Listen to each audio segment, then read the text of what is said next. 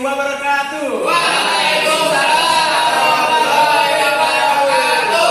Ya, bagaimana kabarnya anak-anak? Baik. Alhamdulillah. Untuk hari ini Bapak sama teman-teman ya, sama Bapak guru yang lain juga, ini akan membahas materi yang namanya RPP. Nah, ada yang tahu RPP? Belum. Tahu ya? Silakan Mas Alun jawab. Iya, saya tanya. Itu apa? Kelanjutannya akan dibahas. Teman-teman bisa belajar di sini apa itu yang namanya RPP. Gitu. Silakan dilanjutkan ke yang dijelaskan RPP. Selanjutnya saya. Apakah sudah kenal sama saya? Perkenalkan, nama saya Muhammad Dwi Prasetyo. Saya dari Umum mana? Hah? Umum mana, Pak? Gunung Blitar. Alamatnya? Alamatnya Kaligejar. Tadi yang belum tahu pengertian RPP kan? Nanti saya jelaskan. RPP itu rencana pelaksanaan pembelajaran. Penting berisi gambaran bagaimana suatu pembelajaran akan dilakukan selama satu pertemuan, satu semester atau lebih. RPP ini disiapkan oleh guru sebelum melakukan kegiatan pembelajaran di sekolah. Selanjutnya, RPP ini disusun oleh guru pada pembelajaran.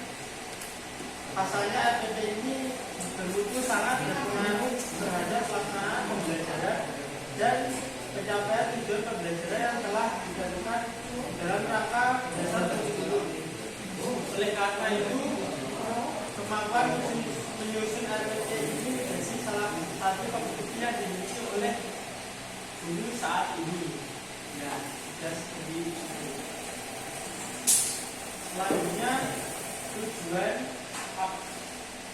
Selanjutnya tujuan dijelaskan oleh teman saya.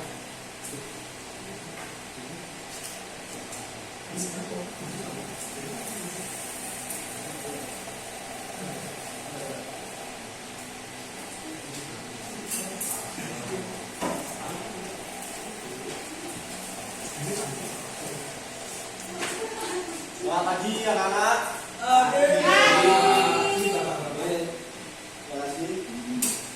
Untuk materi yang selanjutnya yaitu tujuan rancangan pelaksanaan pembelajaran. Tujuan dari RPP itu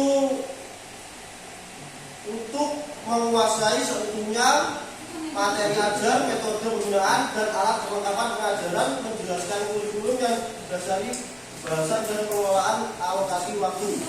Jadi tujuannya itu memudahkan guru untuk menguasai pembelajaran yang akan mendatang. Lalu fungsi dari RPP yaitu memiliki dua fungsi, yaitu fungsi perencanaan dan fungsi pengendalian. Yang pertama yaitu fungsi perencanaan.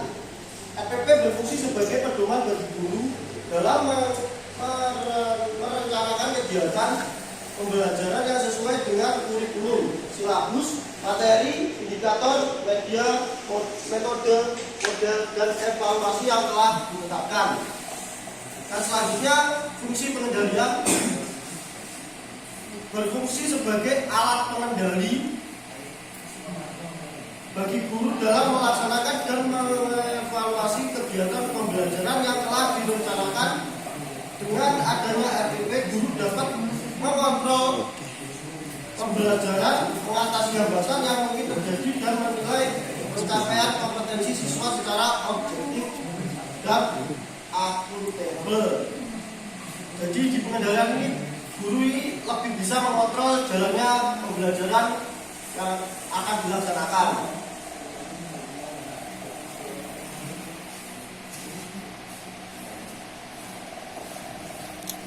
Oke, yang selanjutnya yaitu adalah langkah-langkah membuat RPP-nya.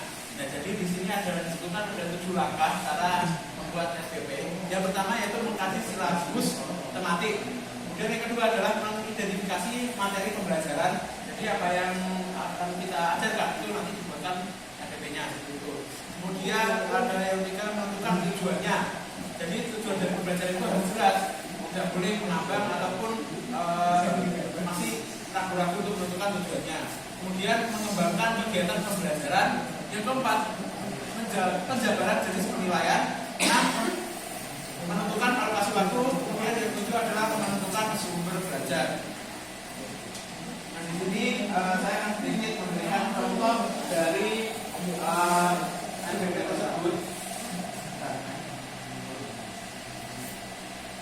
Nah, NBP yang pertama tentunya adalah judulnya ya. Pertama judul ini adalah misalkan rencana pelaksanaan pembelajaran. Ini judulnya, kemudian diberikan jenis kurikulumnya. Sekarang kurikulum merdeka.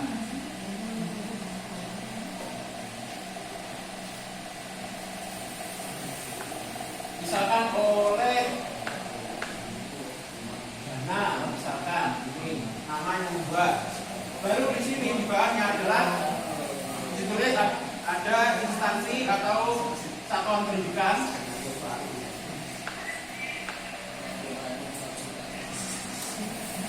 Kemudian ada kelas dan semesternya. Lanjut mapel. Ini saya singkat-singkat ya. Kemudian ada materi dan alokasi waktu.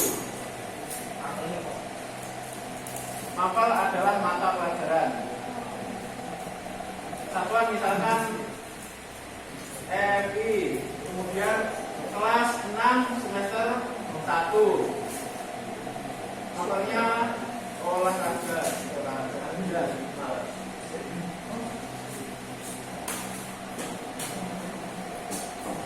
Materinya bola besar. Alokasi waktu misalkan 1 kali pertemuan.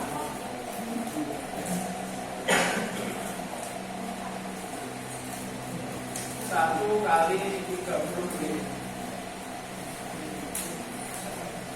Baru kemudian di poin A ini ada namanya tujuan pembelajaran.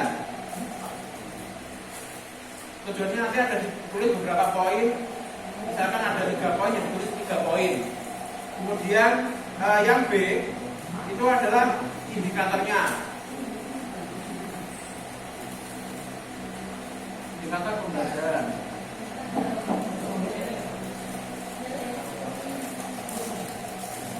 Baru yang C memasuki kegiatan pembelajaran.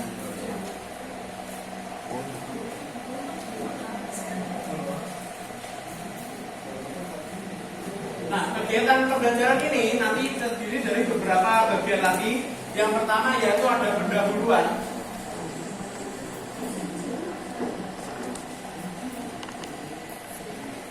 Kemudian ada kegiatan inti.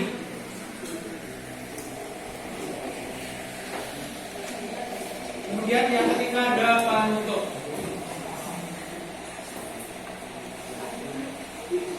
Baru yang B, poin B ini ada penilaian pembelajaran.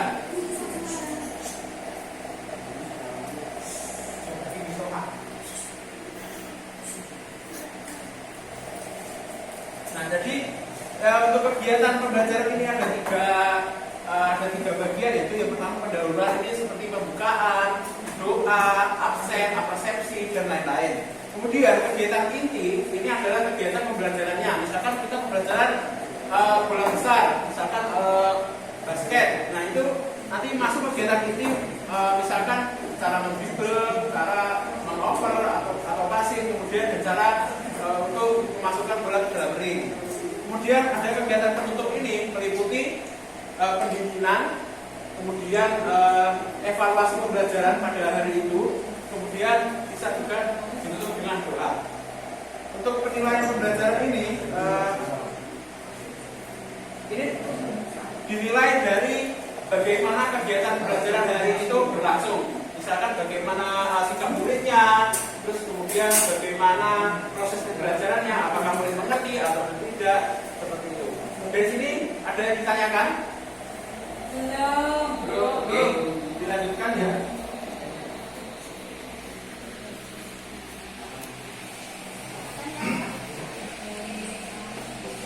Baik teman-teman, setelah mengetahui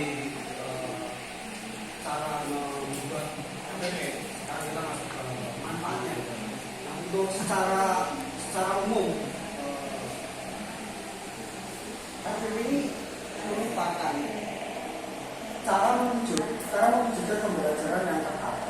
Jadi seperti itu. Lalu guru bisa memprediksi kapan materi dimulai, jumlah pertemuan untuk menyelesaikan materi dan apa yang akan terjadi kalau lebih cepat dari perkiraan waktu. Nah, dari beberapa contoh manfaat ini kita bisa melihat bahwa FPP ini menjadikan penyampaian materi lebih mudah karena di dalam FPP sudah tersusun baik dari alokasi waktu, komunikasi besar dan indikator. Lalu manfaat yang selanjutnya menentukan target dan tujuan. Target dan tujuan juga dicantumkan dalam FPP agar bisa ditentukan oleh langkah untuk mencapai target. Lalu untuk melihat keberhasilan siswa. Jadi sejauh mana pembelajaran ini sudah dilaksanakan atau dilakukan siswa. Lalu mengembangkan kegiatan pembelajaran. Nah, materi yang terdapat di dalam FPP menjadi acuan utama dalam melakukan pembelajaran. Namun dapat dikembangkan sesuai dengan kondisi yang dihadapi di lapangan. Lalu untuk selanjutnya penjabaran jenis penilaian. Nah, untuk jenis penilaian dapat disesuaikan dengan pembelajarannya juga. Yang terakhir, untuk menentukan sumber belajar. Baik, setelah mengetahui sebelumnya, kita langsung masuk ke pengertian model pembelajaran. Nah, secara general, model pembelajaran dimaksudkan sebagai objek atau konsep yang digunakan untuk mempresentasikan sesuatu hal yang menggambarkan adanya pola pikir. Nah, model sendiri berfungsi sebagai sarana untuk mempermudah komunikasi atau sebagai petunjuk yang bersifat perspektif untuk mengambil keputusan atau sebagai petunjuk perencanaan kegiatan pengelolaan. Model dapat menjelaskan beberapa aspek berlaku di interaksi manusia. Lalu, model mengintegrasikan seluruh pengetahuan hasil observasi dan penelitian. Selanjutnya, model dapat menyederhanakan suatu proses yang bersifat kompleks. Lalu, model dapat digunakan sebagai pedoman untuk melakukan kegiatan. Oke, yang selanjutnya seperti yang dijelaskan oleh saudara tadi, model pembelajaran ditujukan untuk mempermudah seorang guru dalam menyampaikan materi. Model pembelajaran ada berbagai macam. Salah satunya adalah sistem ceramah, sistem berbasis masalah, atau yang lain-lain. Model ini banyak pengembangannya, tergantung dari bagaimana siswa dapat menangkap pembelajaran tersebut. Dalam setiap pembelajaran itu pasti berbeda model dan cara pengajarannya. Itu disesuaikan dengan kondisi siswa, kondisi guru, dan kondisi lingkungan. Itu yang selanjutnya adalah evaluasi. Evaluasi pembelajaran adalah suatu kegiatan yang dilaksanakan untuk memperbaiki atau meningkatkan suatu hasil dari pembelajaran atau proses pembelajaran itu sendiri.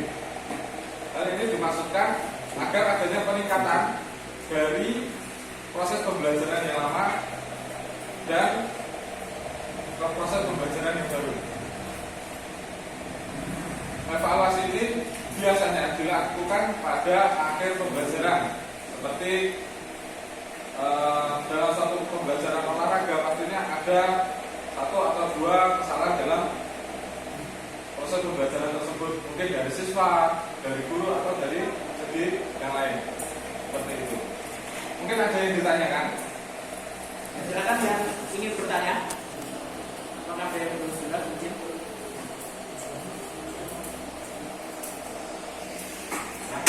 Kalau nggak ada yang bertanya, di sini saya yang bertanya.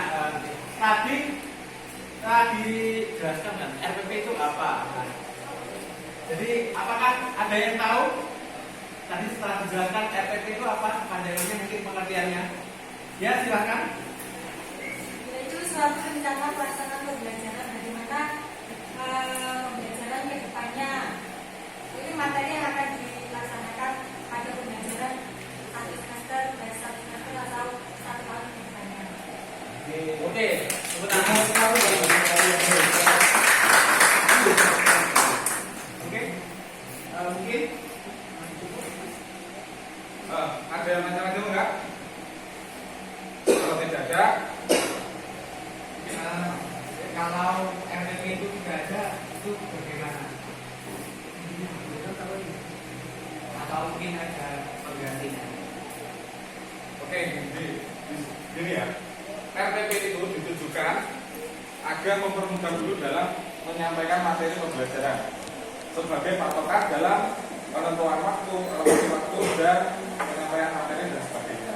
Jika tidak ada RPP, seorang guru akan mengalami kebingungan atau mengalami ketidaktepatan waktu dalam penyampaian materi. Biasanya akan terjadi molor atau dan sebagainya. Dari situ bisa kita lihat bahwa ketidaksiapan guru dalam penyampaian materi seperti itu. Ya. Oke,